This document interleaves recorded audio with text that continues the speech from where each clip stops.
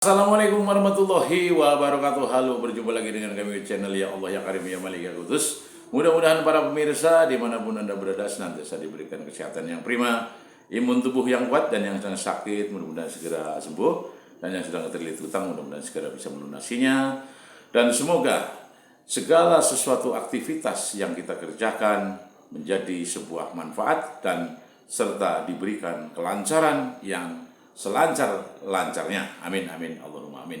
Untuk kali ini saya ingin mewedar sebuah narasi dari Satrio Piningit, bahwa Satrio Piningit telah memunggungi duniawi.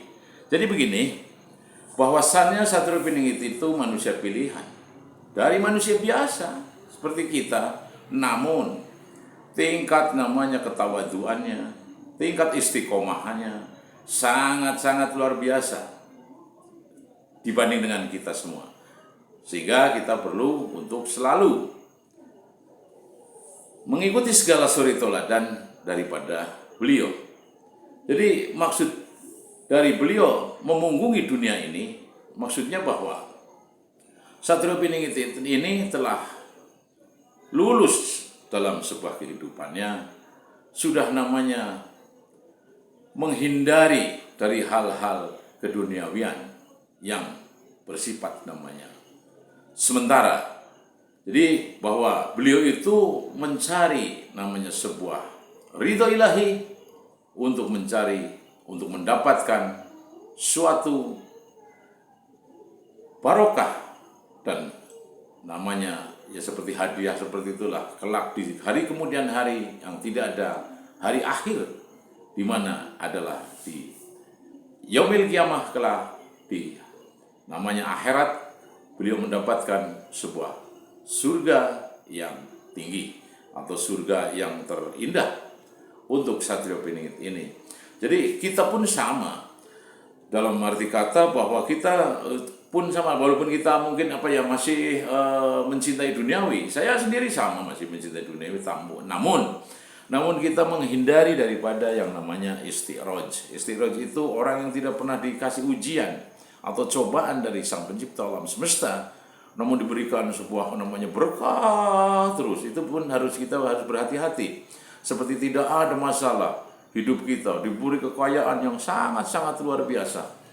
Namun di suatu titik, 3 hari kemudian, dalam hitungan detik bisa hilang sama sekali. Karena Allah Azza wa Jalla mempunyai daya hisab yang sangat luar biasa, yang tidak pernah kita sangka-sangka, yang tidak pernah kita pikir secara logika. Nah, disinilah, sedangkan Satrio Piningit ini orang atau manusia yang telah namanya meninggalkan daripada duniawi.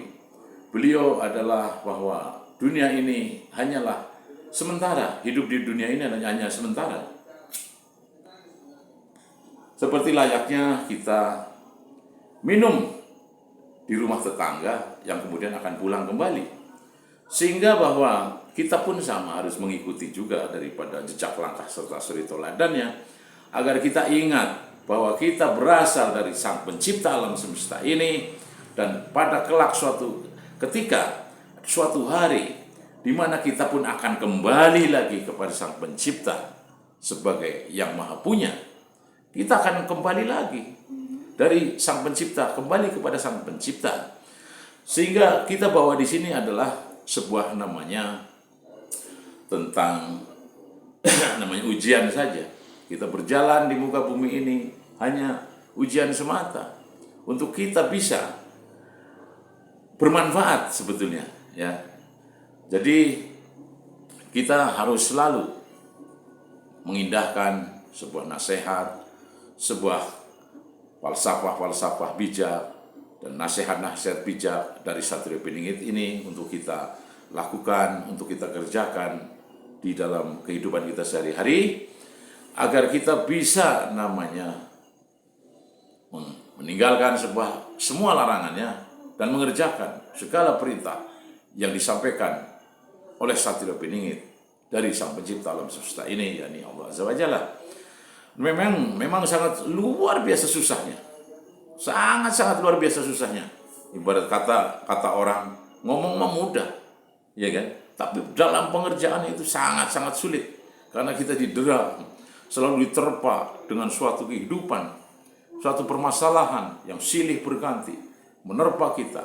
Nah, disinilah ketika kita sedang diuji, sesungguhnya bahwa Sang Pencipta alam semesta ini sangatlah menyayangi kita, agar beliau itu mendengar kembali rintihan kita, rengekan kita, seperti anak kepada sang ayahnya, seperti jadi hambanya kepada Sang Pencipta. Sang Pencipta itu rindu pada rengekan-rengekan kita, rintihan-rintihan kita, tangis kecil kita. Sehingga bahwa itulah orang-orang yang beruntung sebetulnya, yang ketika dikasih musibah, dia tetap tabah, dikasih ujian, dia tetap tabah, dan tetap istiqomah, selalu menjalankan fase demi fase, proses demi proses, agar kita menjadi manusia seutuhnya, yakni manusia yang betul-betul